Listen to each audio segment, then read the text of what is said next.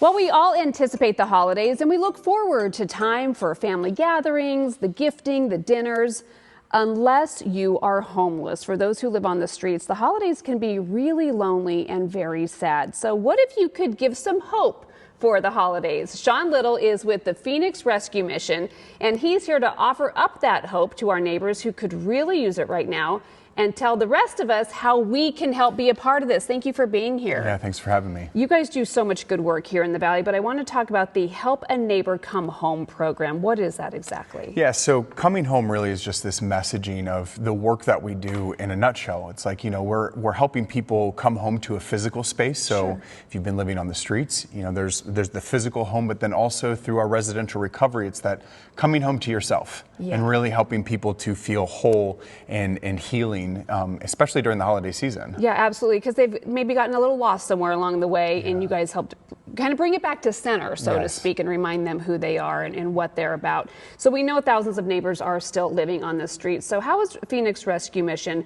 showing up through them through your outreach programs? And when we say outreach, you're literally out on the streets. Yeah, it's pretty incredible. So we have a team of over 40 case managers that are literally driving in vehicles to overpasses, canals, parks, you name it, wherever people are, that they're living outside. And so we're meeting them where they're at, bottle of water, just even a friendly handshake, and then we have these things called Hope Totes, which is like hygiene products, but then also during the winter time, gloves, hats. And so we use that as a way to build these relationships and just really, build rapport and just say, hey, are you looking to get off the streets? What can I do to walk alongside you towards that place of healing?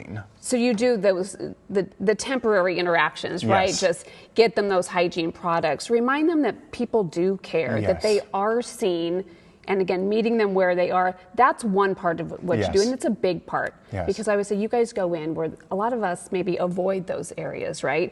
But another thing that you guys are really involved in, if they're ready, we have to mention, if they're ready to rebuild their life, you've got a place for them to go. You've got a plan for them. Tell me about the recovery programs. Yeah, so we have a recovery center for men and then one for women and children. Okay. And so inside of those programs, you have, basic needs. So you have housing, you have food, but then also there's counseling services, there's case management services, there's life skills services, because we know that in order to really rebuild the person and address those, life controlling issues, whether it be trauma, negative things from the past, addiction, whatever it be, that whole come home messaging is not just that physical space, but also that coming home to yourself, that wholeness and that healing that comes through doing that hard work. Yeah, I was going to say, you got to dig deep too. Yes. So you guys, I mean, it's not an easy process, whether, you've had a little bit of trauma or if you've had some of these really serious situations that have put them out on the streets or put them in harm's way.